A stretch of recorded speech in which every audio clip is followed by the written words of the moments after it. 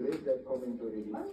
So that's, and then, and this is what I want to ask you to help us understand.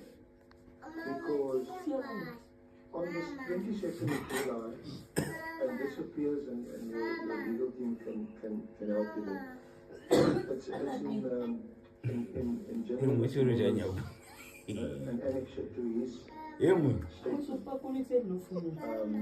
On the 22nd of July 2025, pages 424, 423, 424,